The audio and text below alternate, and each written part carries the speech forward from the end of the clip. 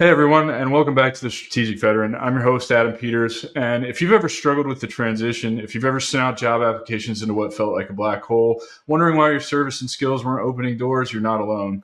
Today's guest has lived that struggle, not once, but multiple times. After 12 years as an environmental health officer in the Navy, Natalie Schiebel thought she was prepared for life after service. Instead, she faced rejection after rejection, forcing her to adapt, recalibrate, and find a path forward. That experience didn't shape her career, it ignited a mission. Natalie is now the vice president of market strategy communications at, I'm going to mess this word up, but Ateon, where she drives Ateon. healthcare. Eteon, where she drives healthcare innovation using real world data. But beyond her corporate success, she's the founder and president of Mission to Commission, a nonprofit dedicated to guiding military professionals through entry and transition because she knows firsthand how challenging those moments can be. Her story is one of resilience, mentorship, and systemic change. And today, she's here to share invaluable insights on navigating the toughest career shift you'll ever make. Natalie, welcome to the show. Thanks for having me, Adam. Yeah, I'm really excited to dive into this. So let's just get into it. Where did you grow up, and what inspired you to join the Navy? Can I just pause for one moment, Adam? Yeah, of course. So it's Schiebel Schiebel. and Oh, Ateon. Ateon. Schiebel and Ateon. See, Yes. the English language is hard. Oh, it is. Especially names that get butchered in Ellis Island and remotely don't even sound like the original one. So Is it German? I'm actually Italian American. Schiebelli. Yeah. Okay, that's fair. That's why it looks more German than It Italian, though. does. It does. Yep. So, anyway, I apologize for butchering your name. And now that we've set that straight, where did you grow up and what inspired you to join the Navy? Sure, that's a good segue. Grew up in an Italian American family in central New Jersey. For fellow New Jerseyans out there, they know exit 105 on the Garden State Parkway in a town called West Long Branch. So right by the beach, so water was all around and was accustomed to it at a very young age. My mom, in fact, chucked me into the water in infancy. Don't worry, I swam. And by the age of 5, I was already swimming competitively, racing. Again, I had my mom to thank for that and truly loved every minute of it. Brought me all over the world competing. And from that, this very strong sense of patriotism evolved, love of all things nautical. And so, I naturally gravitated towards the Navy. Navy for obvious reasons because of the water in that upbringing, but also wanted to serve something much bigger than myself. I know it sounds cliche, and a lot of people say that, but that I was really drawn to that camaraderie, that sense of brotherhood from competing in sports my whole life, and was definitely something I felt very passionate about and wanted to do. Why an environment? I can't talk today. This is going to be a long episode. Why an environmental health officer? Was that originally what you wanted to do, or was that just kind of what happened? Oh, let me just tell you, Adam. So Here we go. Let's get into that's it. let's get into it. That's the probably the last thing I thought. Story goes way back. In high school, I had a history teacher who's no longer with us, but was a great impact in my life, and he encouraged me to go apply to the Naval Academy. I've heard of the Naval Academy, didn't know a whole lot about it. Unfortunately, Naval Academy didn't work out, but ended up going into George Washington University, a phenomenal institution, and did the NROTC program. Walked on, did it as what's called a college programmer. So I did all the fun stuff, got up nice and early, went to all the classes, all the naval science courses and all the requirements and the collateral duties and all that, the summer cruises, and got to my final year and was going through the EOD process, passed it, got a wonderful recommendation from the CO of EOD Mobile Unit 2. And then I had the opportunity to interview with a lot of people, most notably a captain at the time who was the father of a friend of mine. And not to say that he talked me out of it, but he enlightened me to some things. And essentially, I realized that I wasn't going to be playing with Flipper. Um, there were lots of other things involved. And so I said, you know what? Maybe this perhaps isn't the right career path for me. And when you're an ROTC, they stress line corps. That's all we know, right? You have no idea that there's all these other specialties out there. At the time, I actually thought, well, what I want to do really more resonates with the Coast Guard. I want to jump out of planes. I want to save people. I was a lifeguard, for many years at the beach in New Jersey. And so, being a swimmer, that resonated with me. And someone said, Natalie, you're going to be an officer. You're not going to be the one jumping out of the planes. And I said, ah, shucks, that's no fun. Um, Right. and, I ended up going to MEPS and they said I was colorblind of all things. That's another long story. And so I said, gee, what the hell now? I did these 3 years of ROTC at GW, was, at the top of my class. I didn't know. I didn't know what was next. And I actually disenrolled from the NRTC program. I could do that because I was a college programmer. Didn't take a scholarship, did it for fun. But I was a bit lost at that point. Did it for fun. I did it That's for fun. interesting. I did it for fun, and boy, oh boy, was it a lot of fun. Glutton for Pistol punishment. Club. Oh yeah, Pistol Yeah. Club. Spec War Club. A lot of fun, a lot of So workout. you were in it. Oh, I was in it and I loved it. Um, just didn't have the right mentorship. I didn't, I wasn't exposed to, anyone outside of the GW community. We all have our, fourth class, third class, second class, first class officers that we talk to, but not like, at the Naval Academy, you're around all these different, mentors and you have all these resources around you. And so I was a bit, struggling, what's the right path for me? And I just didn't know. So I ended up working for my family business. It was a law firm for a couple of years. I ended up going to culinary school, the Culinary Institute of America, staging in restaurants, doing that over 1,000 hours in kitchens. I went to acting school. I wanted to be on the next Food Network star. I can laugh now. But just trying to find myself, just like a lot of young, 20 somethings, didn't really know what my right path was. I had a lot of passions.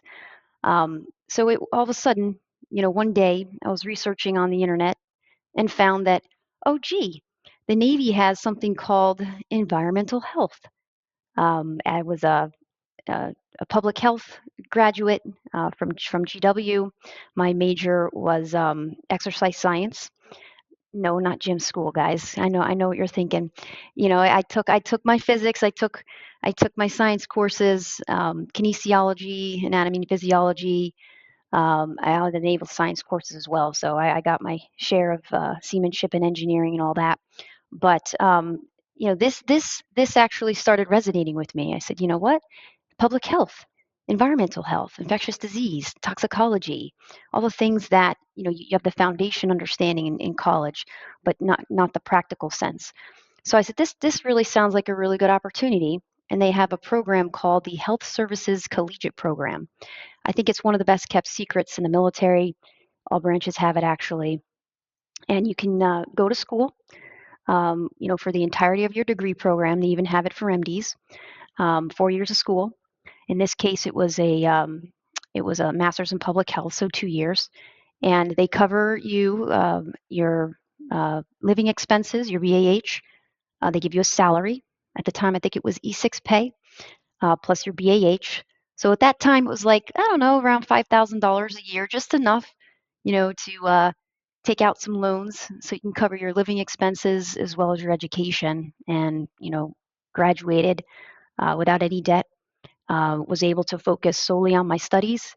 Graduated, I think I had a 3.393 because of the Navy. I didn't have to worry about having a second job. I was personal training when I first started grad school, and that was tough. That was hard to do the studying and working at the same time. So grateful for that opportunity. It really allowed me to immerse myself into my studies. And at the end of it, you're commissioned not an ensign, but a lieutenant junior grade. So you've already got those credit for those 2 years of being on. You're a student, but it's considered towards your active duty service. So Does it count towards retirement too? it does. Yep, you got Well, your DD that's 214 and everything. it's a good win. Yeah. It is best kept secret. Yep. Yeah. So what did you, I mean, so you end up an environmental health officer, and was it everything you kind of expected it to be, or was it like a lot of things in the military and it's kind of a letdown and you're not actually doing all the things as advertised? Prime example, I was an infantry guy, just a dumb Hmm. grunt or whatever. And so what hooked me was rappelling out of helicopters and kicking doors in and blowing shit up, right? Like Heck yeah. and then you really find out that when you're not in combat, you're just a glorified fucking janitor, or you're in the woods training all of the time, cold, wet, miserable, dirty, tired.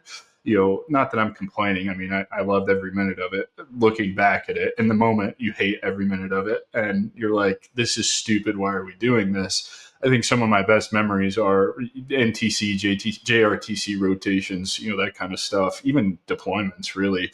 But it's not as advertised. The military has a reputation for getting you in the door, and then everything is not at all what you expected it to be. So was it the same for you? I would say yes and no. Of all things, I went to Naval Branch Health Clinic Groton. And as many of my fellow shipmates would say, oh, you're going to Rotten Groton. Okay, okay. Maybe the immediate area is not sexy, but I thought overall it's a pretty good area. You're nice distance to Boston, Providence. Of course, my family was in New Jersey, so that was the lure of it. I wanted to at least be somewhat close to home. I know they make fun of me, but that was important to me. A significant other at the time also lived there, so don't do that, guys. Don't be picking your jobs and your duty stations. I had many priorities, but that was one of them, of course.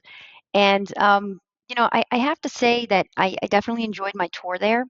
I was the sole environmental health officer. There were about 30,000 people that use all the base facilities there. There were 93, and gyms and food establishments. Of course, the 15 fast attacks.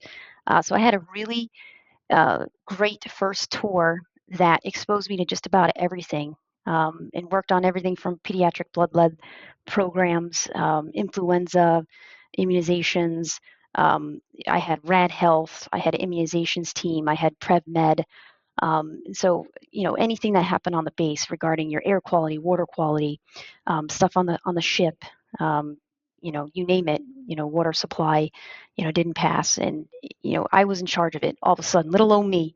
So needless to say, I stayed close to my HM1s who were pretty seasoned, my chief, and learned very very quickly, and had to learn the Navy regs, as well as the local public health authority regs, and of course the federal regs. So I had stacks and stacks back in the day. We didn't have AI, so I had stacks and stacks of Yeah. papers on my desk and binders of OSHA regs and these regs, and so it was extremely humbling. And it was a little scary. I knew that if I didn't do my job correctly, you know things weren't going to be safe. We inspected the firehouse, we inspected every single base facility, the daycare centers. And I had that, hands-on experience of doing these inspections. We did barracks inspections too. And my, do I have stories. No, But I probably have some of the similar stories because I mean that's what you do as a leader as you go inspect the barracks. And boy, let me tell you, I've got stories. those are my favorite ones. If it was a quiet Friday, I'd take my HM1 and I would go, ma'am, come on with me. And I'd say, oh boy, let's go. We did that. Uh, we collected mosquitoes. We tested them for West Nile. We did all sorts of fun stuff. And, you know, maybe not sexy to a lot of people, but I learned a lot, not only about environmental health, toxicology, but learned a lot about how to be a leader, how to sit back and watch and learn first. Um, and I think that really set the foundation for the corporate world and for life. It was, I think, all in all, a wonderful tour and an opportunity. Um, I definitely say though to my fellow EHOs starting out, get a nice variety of diverse tours.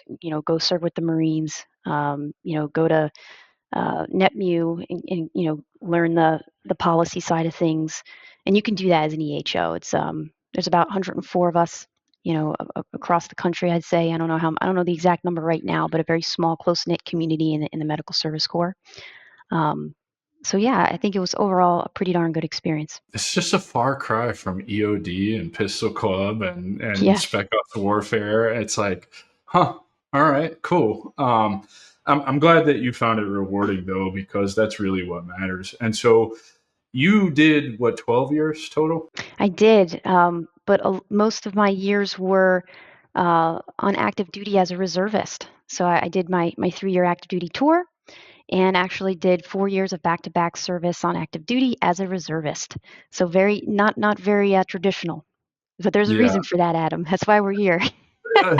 Yeah. So let's move into kind of the transition and all of that, because that's really what this show is about. And as I'm finding out more and more every single day, the things that I voice, the opinions, the quiet parts that I say out loud are a lot of the things that a lot of people are experiencing that a TAP class or even your senior leadership can't prepare you for. Well, TAP absolutely could, but they don't.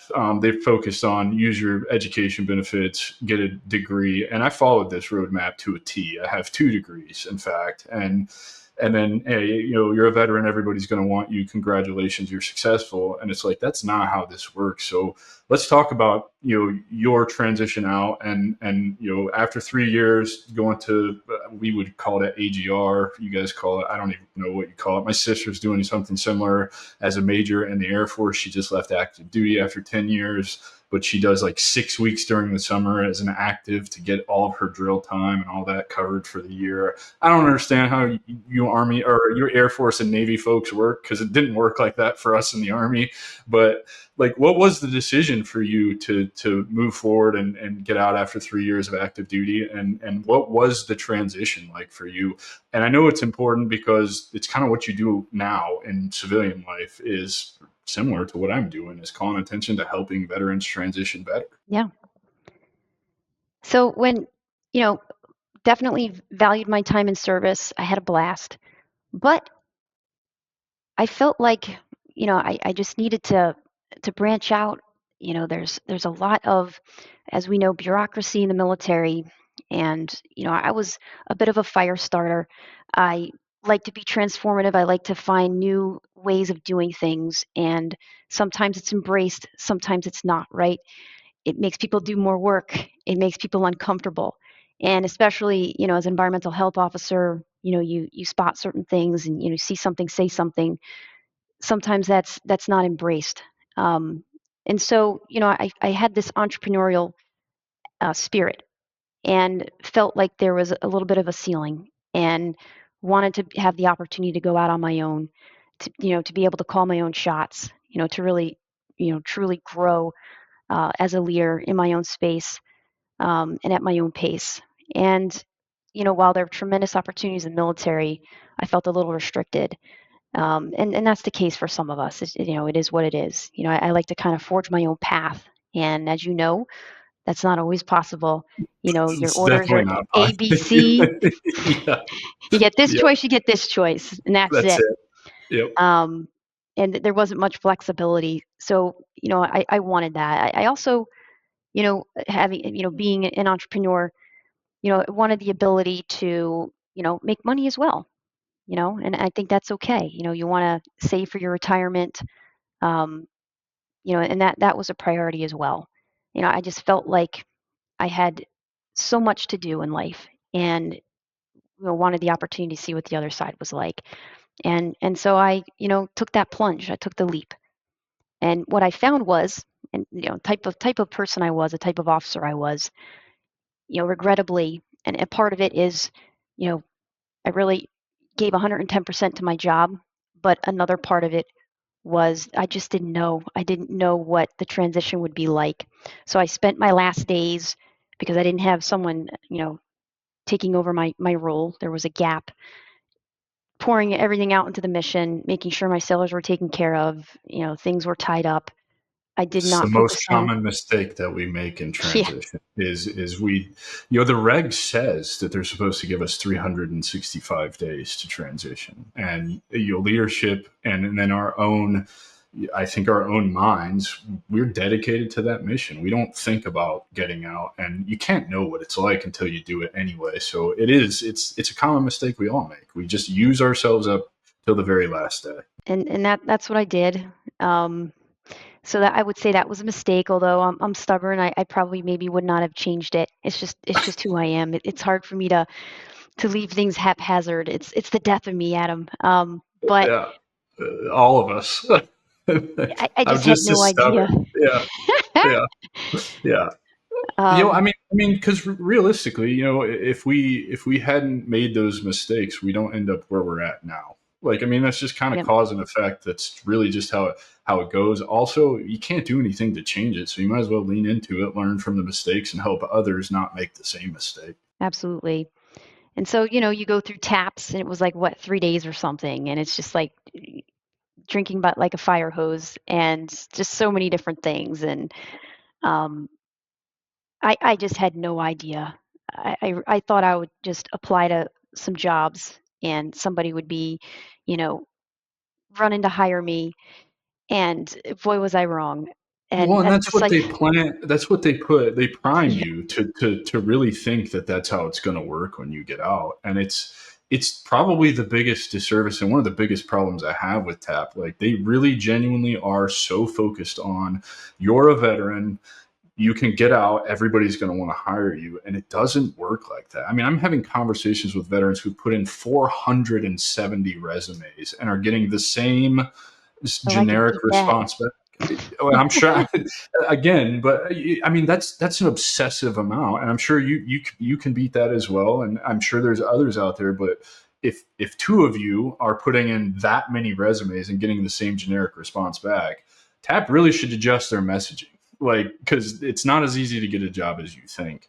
And so it's so frustrating to me. Absolutely. And that's just what I did. I applied and applied and applied. I would stay up all hours of the night, apply, apply, apply, cover letter, cover letter. You always have to retype your information in. You can't just like scan your resume. So you're like, oh, here we go again. And you're kind of like trying to configure your resume because you have such a weird background. Um, and I went through this so many times. It just got more complicated as the years went by. But you sit there, you feel defeated. You question yourself, your career choices. You question your worth. You get depressed. That went on for 10 months. Luckily, I was a reservist, so I had some partial employment. And may I add, if you're unemployed and you're a reservist, they do not take your reserve pay. So that's always nice. But how demeaning I had to go to these required workshops for people who are unemployed, and prove that you were doing everything you should be doing to get a job. It was demoralizing. Here I was always like type A, and I got this, and to sit there and just you just feel like a failure. I didn't think I was a failure, but I certainly felt like one. And there was really at that time nowhere that now there's lots of different programs out there, but this is back in 2015, and was sitting there in silence, struggling in my pajamas every day, applying for jobs and feeling pathetic. Um, so eventually, one of my friends was talking about Navy recruiting and how, as a reservist, you can get a canvas year recruiting orders to go recruit. And that really piqued my interest because A, sounded like an exciting job, but B, actually, had been through so much on my own journey trying to get into the military. I knew every darn application out there. ROTC, Naval Academy, I applied to every service academy. Um, went through so many different processes, and went through, several commissioning programs. So I said, you know what, this is the job for me. I had to wait a while because of the way orders work and such, but was delighted to get active duty orders to, now it's called Navy Talent Acquisition Group Empire State, back then Navy Recruiting District, New York, and it became a DIVO of recruiting. Got to oversee, I would say, the busiest, recruiting area there is in the country. You have the New York, New Jersey, a little bit of, I think, a little bit of Connecticut area, and it was fantastic. I absolutely loved it. Became recruiter of the year, and diversity recruiter of the year for officer programs. I had a division I was overseeing as well. I was out of New Jersey, but was often in New York.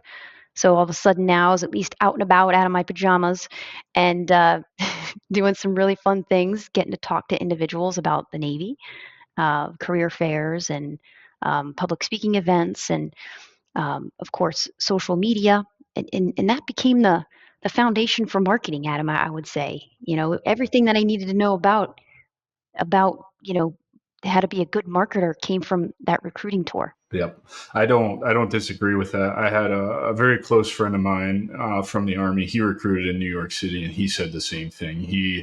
New York City was, I mean, yeah, it sucked trying to make mission, and particularly the way the Army does it or whatever, and the territory. But he said there's nothing like recruiting in New York City. He said it was a blast, even though the other side of recruiting with the demands or whatever. He said it was still a blast. But he also said he learned an incredible amount, really, that he then leveraged to go and build his own business as well. And I can remember I wanted to be a recruiter when I was in, mainly because as an infantry guy, you have one of two choices. To make E7, you either have to be a drill sergeant or you have to be a recruiter. And I was like, I am not going the drill sergeant route. I was already broken anyway. I had so many injuries from deployments and all of that just didn't appeal to me. Plus, 3 years straight of getting up at 4:30 every morning Oh, yeah. and being there till 8 o'clock, 9 o'clock at night every single night. Like I was just kind of over it because I was already through 4 deployments and I'd had my fill. I was like, let me go chill out on recruiting, particularly because mission numbers had come back down and all of that. It was like really easy to put people in the Army. And part of it was because if you end up staying out there and switch and you go through as a career recruiter, you end up with a bachelor's in marketing essentially. And I knew how powerful that was. I think like you, just having the entrepreneurial bug, but not really understanding what that's about and like how to leverage the skills that the military teaches you. So I think it's really awesome that you're bringing light to that, because I think it's very true. To recruit people to serve their country, you need all of the best marketing and recruiting tactics. And so you would you say you resigned yourself to going to do that because you were desperate to have something to do to get out of the house? Is that why you ended up going out there, or do you Oh, really think no. that you really wanted to go and do I this? really, this was my dream job. But obviously, there's not an officer specialty for that. There's human resources, of course, and a section of it, manpower. And you can work with recruiting tours. But actually, you know what? I think there was recently a regulation where I got to look that up, Adam. There's a regulation now. I just saw where it's like it's a specialty or something. Um, but you couldn't do that as your sole job. But for me, it was the perfect job, given my background and all the hoops that I ran to trying to figure out the right program, the right path for me. And I loved being able to talk to young students, aged 12 and beyond. I actually recruited someone 63, a cardiothoracic surgeon for the Navy, who was commissioned by another one of my applicants, who at the time became a surface warfare officer. So she commissioned her dad. Um, At that was a really neat. 63. 63 years old. Yep, he came to the enlistment ceremony. She was going off to OCS at recruiting station, and I started chatting him up, not thinking anything of it, saying how we needed physicians in the Navy, and he just his eyes lit up, and I thought he was joking. I was like, come on, you'd be a great doctor. We really need you, and he was serious. And so yeah, he eventually joined. I believe he's still in. They That's make those awesome. kinds of age waivers for physicians. Of Um, course. but that's like a high as a recruiter, right? You get not one but two applicants, father, daughter, and two great people. And so that's just a kind of a high that money can't buy. And I'm sorry, there's no equivalent in the corporate sector, nor is there any equivalent when someone raises their hand and you got to be their mentor, that individual that showed them all the ropes, that gave them the confidence, the making informed decisions about their career, about their life, and that you put them on the right path. And there's just no better feeling. It never got old to commission someone, enlist someone, or to do their reenlistment. It was a great feeling. And so, what started off as yes, I definitely wanted a job, wanted to get out of the house, but couldn't have imagined a better opportunity. And don't get me wrong, it was hard. Most days started super early. You got to do your little MEPS runs, and ended late at night. I think everybody at Panera Bread knew me. I'd stop in there at 9 o'clock at night, have my sandwich, and go back and watch a little TV and do it all over again. It was exhausting. The driving, especially to headquarters from Jersey, and running around to schools and You'd be processing paperwork. You'd have two phones up to your ear sometimes. New York was pretty busy, and a lot of tough cases. Individuals that needed waivers. You'd see everything. Background checks you had to learn how to do. Um, making sure all your paperwork was correct, making sure all the packages were in order, nothing was missed, to make sure they went to board. They're people's lives. Some of them were young, some of them had families, and they were counting on you. They were relying on you. You were their everything, all their source of information. Um, and that's what makes recruiting exciting, but it also makes it hard. And then, when recruiters aren't good, I've seen that as well, while I was in, and as I got out. The applicants still continue to follow me long after I left recruiting, and it got to the point where I was helping so many people. I didn't want to turn them away. Um, so I ended up filing a 501c3 nonprofit in order to continue to help them and do it in an official capacity. So that's how Mission to Commission was born. That is correct. Good Born for out of you. recruiting. Yep. Interesting. So you really took the recruiting thing and just turned it into a lifestyle. Yes. Let's talk about that. You couldn't help them all, so you're like, hey, 501c3, let's do this. And so how did that allow you to help more? Yeah. So, and at the time, when I first got out, it was well, it was 2015, but we're fast forwarding 5 years later. After my recruiting tours, I had two. So I was a DIVO and an officer recruiter my first tour, and then went out into this, tried to go out into the civilian sector again, Adam. Crashed and burned again, despite all these, I was the recruiter of the year, and had a tremendous resume. I couldn't get a job, Adam. I just couldn't. And I hear that story over and over again. People will get out. I've talked to people who've been out 3 times, and they say the yeah, transition is the same every single time, whether they have experience with it or not. yep, yeah. So a friend of mine who had known me as a recruiter said, "We've got a great recruiting tour for you at Commander Navy Recruiting Command." And so I said, "Man, it was at Millington, Tennessee, which I'd never been to." I said, "Man, this barbecue better be good." So off It I is. went to Millington. Eventually finished my tour as a regional officer programs officer. It was at that time Navy Recruiting Command's newest region, Region 3, and got to do what I did as a recruiter, but oversee about 400 individuals, about 200 recruiters and 200 civilians, giving them all the tools to succeed in the officer mission. So did that tremendous tour, then couldn't get a job, Adam. So was There's a going theme I was here. There's a theme here. Yeah. was going on these interviews, and I remember one, it was for a recruiting role, and they said, "Won't you be bored?" I said, "Really?" I wasn't expecting that question. But they didn't think I was the right fit. Um, I couldn't even, I could barely even get any in-person interviews, but that was the one I do recall. Another one was for a consulting company.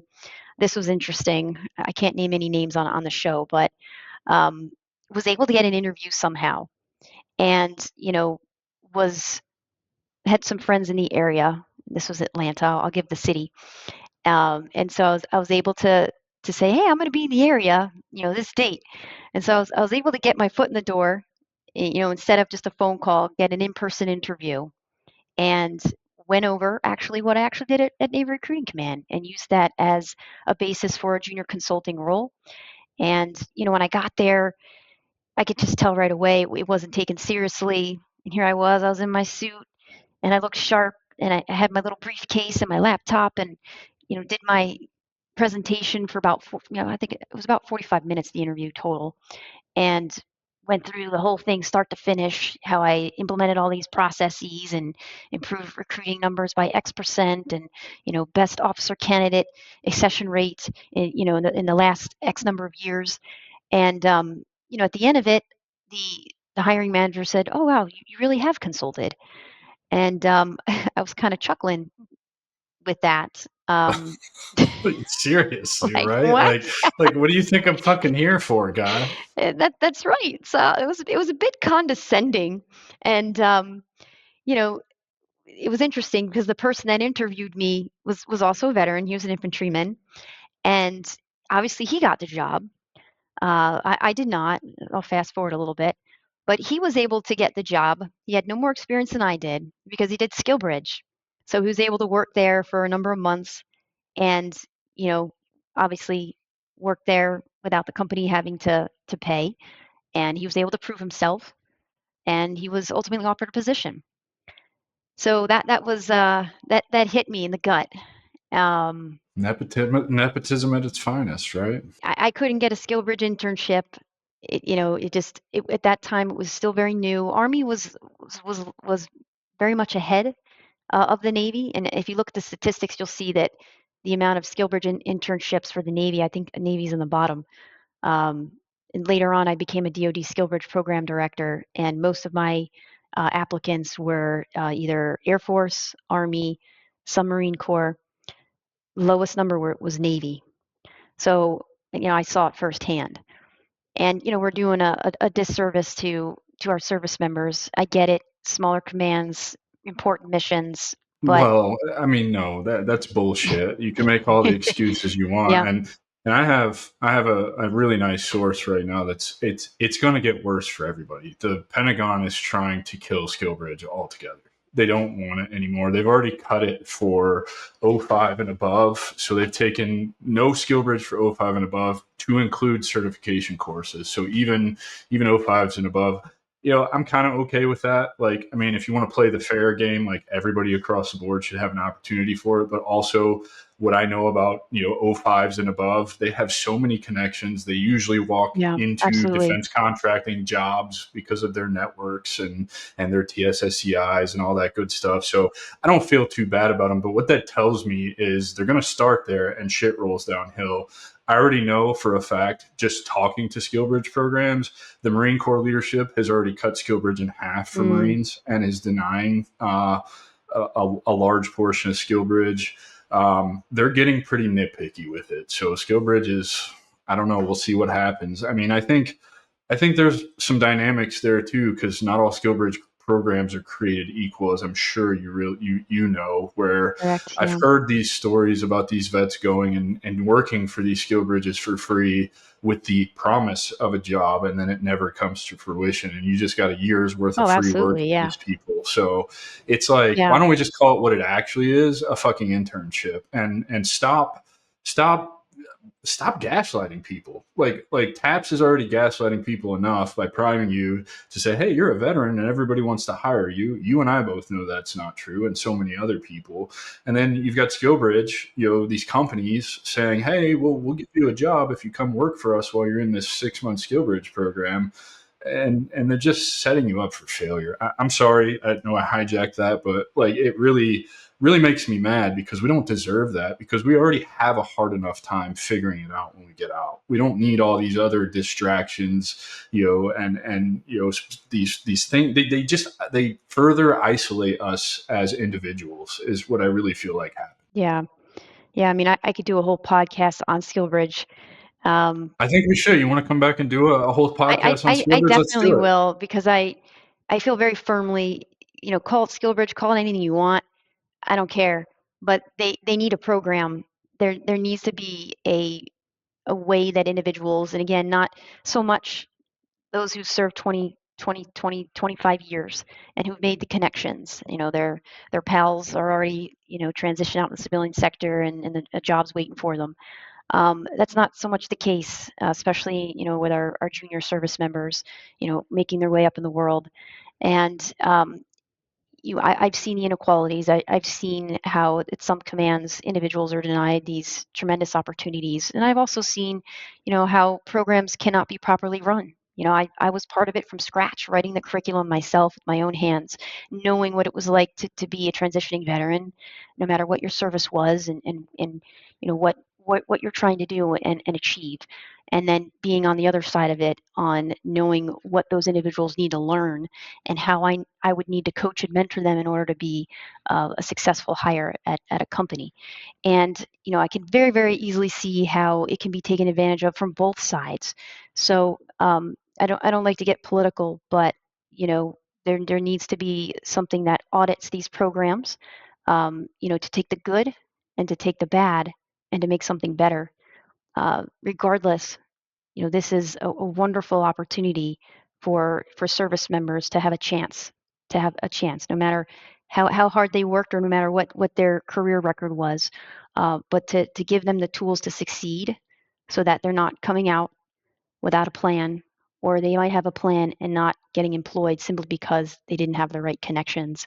And I think that, we're all ultimately recruiters when we get out. If we have a wonderful experience, we're going to sing the praises of the military. If we had a horrible, dreaded experience, including a transition, that's going to get passed on, and then you're going to see it result in your recruiting numbers.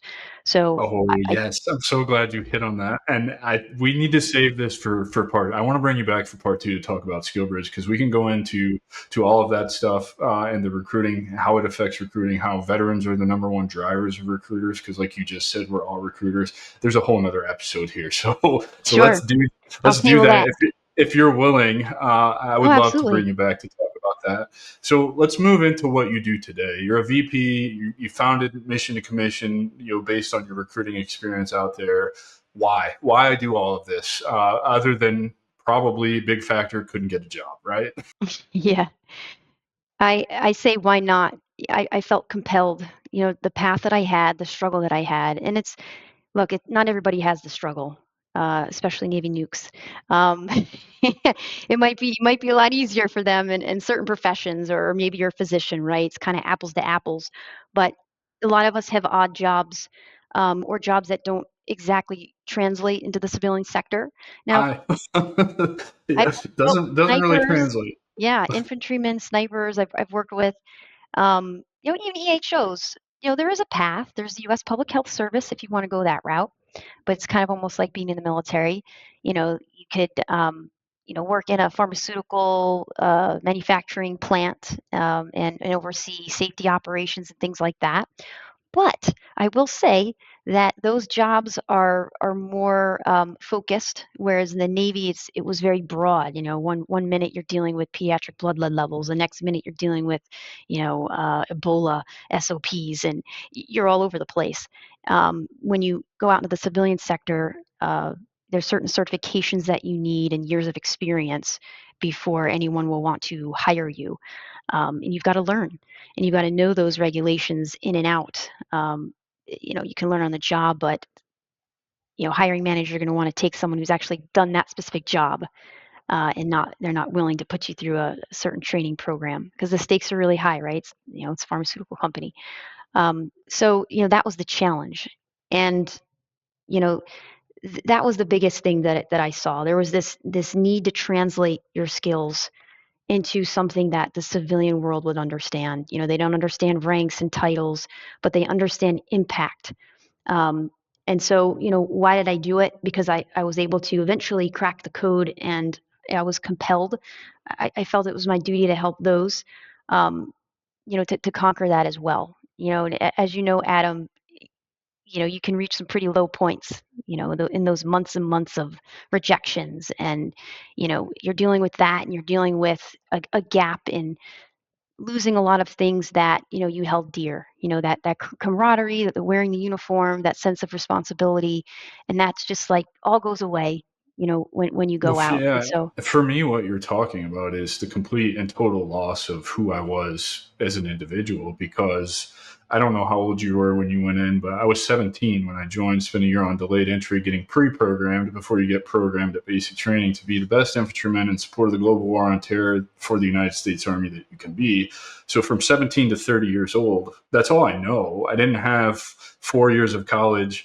And you mentioned earlier in the podcast, while you were in college, you went to culinary school, you explored a bunch of different things. And I think that's a key point to discovering who we are as individuals once we transition out of the military. Because if I look back at my own journey, I've explored a lot of different things before I've landed on the things that I'm doing now that actually fill my cup up, right?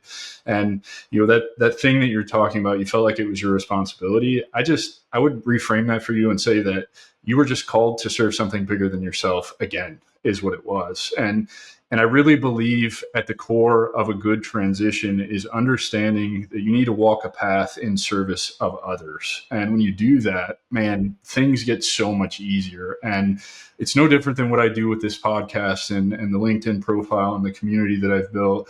Is I just want to be the guy I didn't have when I got out. SkillBridge, as far as I know, in 2015 didn't exist. So that wasn't an opportunity for me. However, it wouldn't have been an opportunity for me anyway, because I was being med boarded out, which is a whole nother nightmare that you have to deal with and go through. And you really, there's so many different things.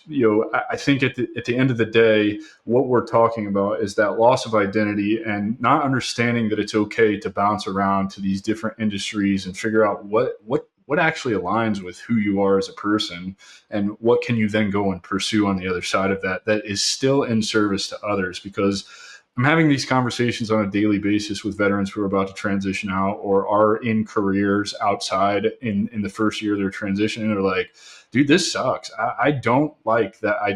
The only thing people care about here is the bottom line or profit, right? And like, the more and more I have these conversations, the more and more I realize it's really about helping other people. If you can find something that has that kind of purpose behind it, man, it's smooth sailing. Like, it doesn't matter how much money you make at that point, right? Like, it's the fact that you don't wake up every single day and hate your life and the place you have to go spend the majority of your time. Absolutely. And, I didn't have that mentor, when I was younger, when I was in high school, that really had a knowledge of all the different programs out there. I mean, guidance counselors certainly didn't. And it took me all these years, and when I graduated college, there was a gap of 6 years until I found the right program, the right path.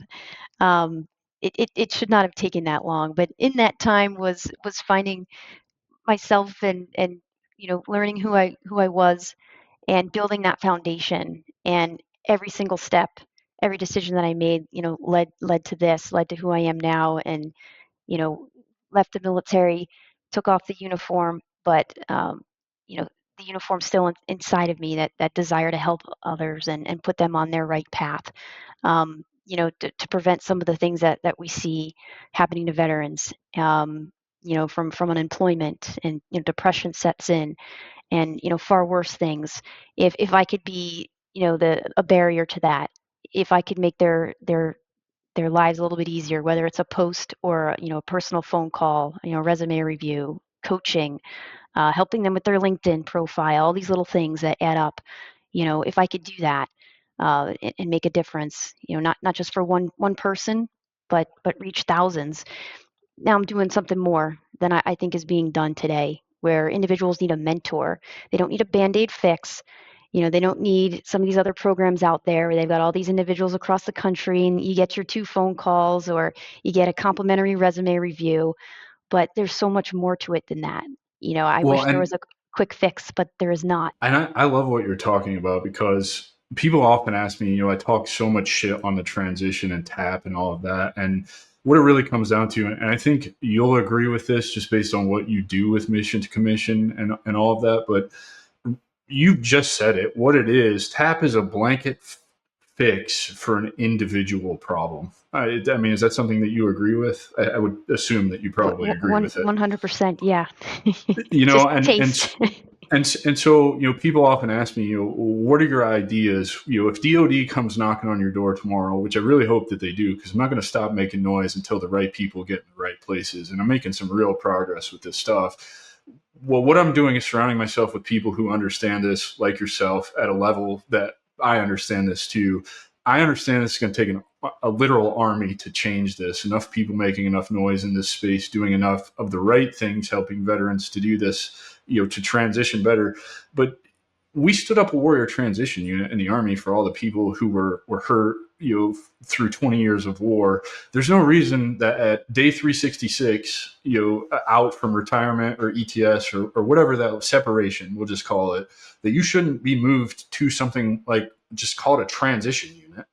And then you meet with a coach, a counselor, a mentor, somebody who can meet you where you're at and help you decide what resources, programs, trainings, whatever that looks like, that you need to be put in for the next year in order to get, through the transition and out the other side. Like, leverage what the regulation says in the 365 days to transition out. Treat it like an individual problem. And a lot of these issues, to include the suicide epidemic, to include the national security issue with recruiting, I think will go away. Am I way off base here, or is this kind of similar how mission to commission is structured? Yeah, I don't think you're off base, but you'll hear a lot of naysayers out there, and I've read their comments as well. Who's going to pay for it? How are we going to do this? How are we going to solve the manpower problem? Maybe that's for the bean counters to figure out. But even take all that away, you still need something. And I think what's needed is not a program, but personalization. Yeah, I think that a 100%. service member should be assigned a mentor, and it could be someone on base. And darn it, it needs to be someone who's successfully transitioned themselves, and preferably someone who's been out in the corporate world. There's all types of transitions, right? And there's individuals who go out in the government sector, private sector, corporate sector. At least get us someone who's been out in the corporate world. But Natalie, what about people like you and I, who I assume you live pretty close to a base? I live I close to do. 3 Yep. bases. I'm more than willing. I've been begging people to put me in front of a TAP class. I don't want Yeah. anything for it. Just put me in front of the TAP class. So because and I think you probably discovered this too. Oftentimes what I find is when people are coming up on transition, or they're just starting their transition, they just really want somebody that they can, to be an ear, to validate those thoughts and feelings that they're having, and to understand that it's normal. I think that's an incredible first step, and it's often overlooked how powerful just listening to what they're going through. And I do this 2-3 times a week, right? Probably not nearly as much as you do, but I'm one person and I'm doing a lot of things. But those same ones that, like, hey man, I'm about to start my transition. Cool. How can I help? I'd love to talk to you for, a half an hour. In that half an hour, really, they do more talking than I do. I end up listening. I just reaffirm that what they're going through is normal. And a week later, I get a text back from them, or a DM or an email saying, hey man, I can't tell you how much just your willingness to listen to me has helped me figure some things out. Absolutely. And that's exactly, how decisions are made. Is listening to people, learning about their paths and what they did, and the education and training that they received to fill gaps. And, admission to commission, we have a different ethos. It's not so much, worrying about the transition when you're getting out. It's when you're raising your hand. As soon as you raise your hand, you've got to have a plan in place on what am I going to do when I get out? Because guess what? Sometimes people have to get out. Could be first weekend they get hurt in boot camp, or year 3 they realize they have a disqualifying medical condition and they're no longer fit to serve, or whatever the reason is. Or you're 13 and you were Yeah, planning on going to 22, and you're getting med absolutely. boarded all of a sudden. And it's like, oh shit, what do I do now? My whole life has been train, deploy, train, deploy, train, deploy, train, med board. Shit. I have no idea what I'm doing. Yep. And all of a sudden it's, let's race, and Yeah. to figure it out. And your mentors, as we have officer mentors, and when you're enlisted you have mentors as well. They're great, but they don't have any experience out in the you know corporate sector beyond the military. So Or their experience, at least my mentors, they were all getting med boarded at the same time I was, because our bodies broke, broken necks, broken backs, bullet wounds, missing legs, right? Like, all the people that I looked up to, they were going through the same thing that I was at the exact same time. So, whereas I could have gone to them as my senior leaders and mentors while I was in the Army to get any solid advice for what I should do next in my career, they're just as lost as I am. And arguably even more so, considering some of them I would find hanging from a balcony and then have to take them to the hospital, kind of thing, right? Like we were all going through it together, and none of us had anybody to fall back on or to guide us through that. And everything that you're saying, we are so much on the same page. I want everybody to know this is the first time Natalie and I have had a conversation, like, ever, I think, right? Yes. Yeah. Yeah. I've been So following your posts, but that's about it. yeah. So it's just fascinating it just serves as proof, like, hey guys, if you feel a type of way about something and you put yourself out there, there's a good chance that there's a lot of other people out there that are thinking and feeling the same thing. So, like, figure it out. Like, it's okay to talk about these things. It's okay to say these quiet parts out loud. You're not alone in what you're going through. Definitely not. And, I want to go back for a moment, and because I thought a lot about this and having certain epiphanies right now. I like the idea of a transition class, um, a year out, but I think what would be better is, every service member, because I think it's owed to them, um, is assigned a mentor. So when they sign up, they're assigned that mentor, and they have to do check-ins, throughout their military career. Um, and part of that is, taking quizzes, working on resumes, um, figuring out what certifications are needed, not only for their military career, because a lot of these certifications are needed and advanced degrees while they're serving, and working on that path. And so this wouldn't interrupt the operational tempo, wouldn't interrupt deployments or anything like that. It wouldn't require you know people to more people to be recruited to take your place. Um, Let me Ideally. ask you, I want to expand on this idea with you, because I Mhm. like where you're going with this, and it immediately sparks something in my mind. Are you familiar with ACP, American Yes, Corporate I've used Partners? them. Yes. Yeah. So what if maybe you and I, let's have this conversation. Why not? This is what we do. Why don't we set something up where we set up an ACP for these people, right? For these, I don't know if you're doing that with mission to commission. I assume you probably are, but I feel like there's tons of people like you and I that have walked a mile in these shoes that are out here that would be willing to. I mean, shit, I'm finishing up my ACP mentorship this month, and I already want to come back as an ACP mentor because it's been so valuable to me, right? So I'd be more than willing to, I mean, prime example, next week I've closed my entire calendar because I'm going to spend a week with one of the kids that I've mentored for his entire Army career. He's graduating drill school and pinning E7, and he wants me to be there. And so, like, I Very nice. still do this for a couple of people. Why not just scale it and do it for more? I feel like that's Absolutely. a worthy use of donation of my time, and I know I can make an impact. So if you're doing this and you've got an opportunity for that, I'm your guy. I'm 100% in. And if not, then you and I should have the conversation about setting something up like this, because I think it could work phenomenally. That's exactly what we're doing. Um, we're trying to scale, but I think what's really needed is, a nationwide program that helps individuals all throughout their career. And I do that personally. It's just I'm one person right now. I have individuals who have volunteered, but once I scale and get the website going, I could get more mentors to come in all different professions. But that's exactly what's needed. And I have individuals who I've helped 5 years ago, and then they come back at different phases. They keep in touch. Now it's a new challenge.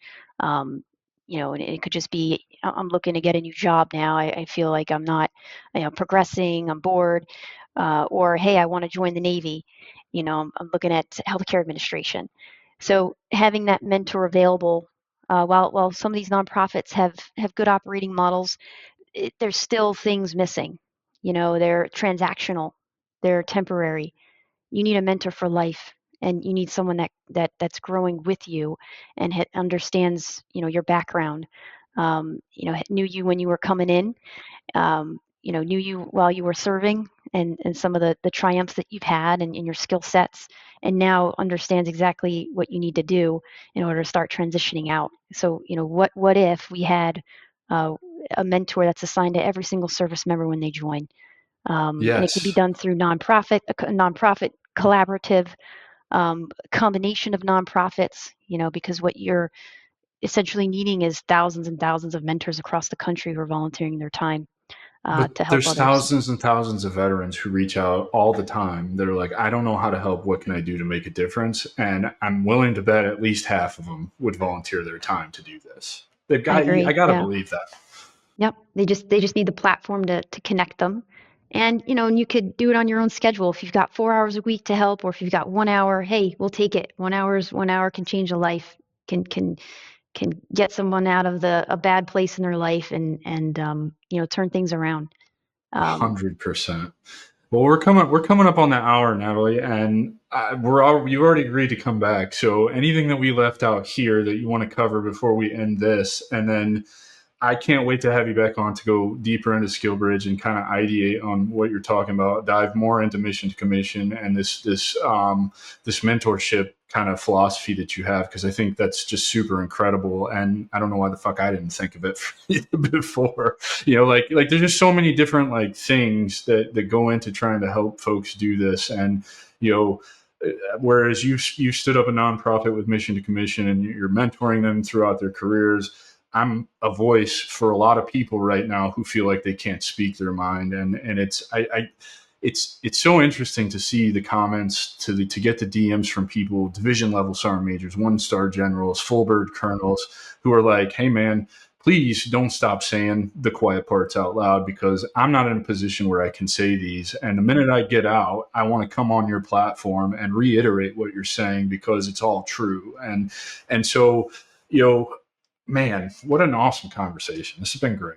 yeah, I'm on handful of things here and there in interviews. I've never done one with a veteran, so to be able to double click into things and to see the light bulbs and there's mutual understanding is very comforting. It makes things very natural. Um, but yeah, I think to close, I would say that we're a lot better off now than we were 20 years ago, 10 years ago. We have this amazing thing called generative AI, and Yes. it is extraordinarily helpful. And I encourage every single service member out there and veteran to go pay that what is it, $21 a month, 20, for yeah, 20. yeah, to go get a membership to, OpenAI, or you can choose your whatever platform you like, but you could do a lot of amazing things with it. And when you're trying to figure out, this puzzle, what profession do I go into? What do I need? What are the companies? Where are they located? What are the gaps in my resume? How do I fix my resume? You can do a lot of stuff. In And about 5 minutes. Yeah. in 5 minutes, I Yeah. encourage you, there's a saying, God helps those who help themselves. You know, we didn't have this amazing ability years ago. And as a marketer, I've had the ability to use it. I've used it for everything, for making tables and charts and comparative analyses um, on all sorts of technology topics. And it not only is good for technology, but careers are not as scientific. Um, you can have a blast with that. I encourage you to. You're doing yourself a disservice, not only just for working on your transition, but for learning. If you're not continuing your education and getting those certifications, you're going to fall behind. This is such a fast-paced world, and a lot of our jobs, a lot of the junior jobs are being put out offshore. So you're going to be competing with that person in Costa Rica or India. How are you going to get ahead? You've got to move Learn your how to butt, use AI. learn how Learn to how to use use AI AI. Yep. responsibly. Yep. And That's the way you get ahead. I'm convinced of that. absolutely, if you're not using it, you are going to get left behind. So, I'm always a proponent for lifelong learning. In addition to that, AI learning. That's the future is here already. If you're not on it, you're already behind the eight ball. Yes. Well, Natalie, tell everybody what your socials are, how they can get in touch with you if they're interested in the Mission to Commission program, if they want to volunteer, all that good stuff. I want to point people your direction. This has been an amazing conversation as well. I cannot wait to do the next one, and I really appreciate you being here. Sure. So you can get in touch with me directly. I do not have an AI bot responding, at least not yet. But even if I did, Natalie.Schiebel last name SCHI, B as in Bravo, Echo Lima Lima, at missiontocommission.org. And I will get back with you within 24 hours. That is my commitment to all of you. That's how you will get me directly. I have never turned anyone away.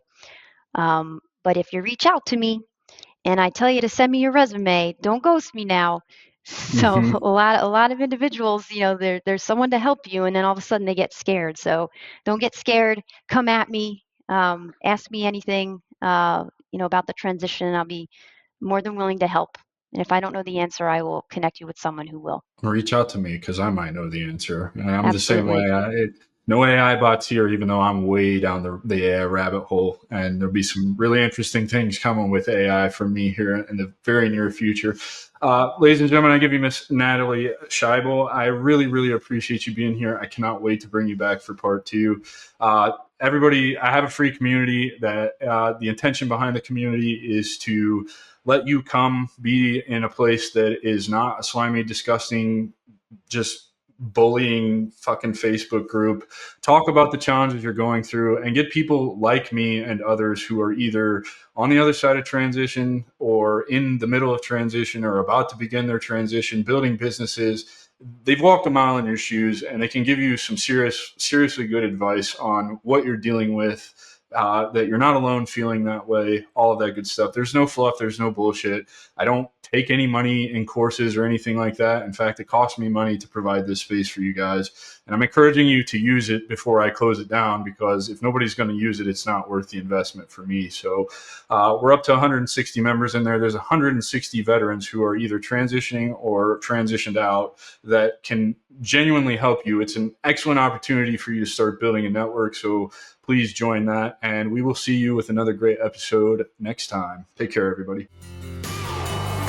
That's our show, and I'm truly thankful you've joined us at the Strategic Veteran. If our conversation today sparked curiosity, or if you're ready to elevate your game, I'm here to help. Visit thestrategicveteran.com for exclusive show notes and resources, or to book a coaching session directly with me. Take a moment to subscribe to our podcast and share your review. Your support makes all the difference. For more insights and daily strategies, let's connect on LinkedIn and keep the conversation going. Remember, this isn't just a podcast, it's your strategic advantage in action. Until our next rendezvous, stay bold and continue the mission.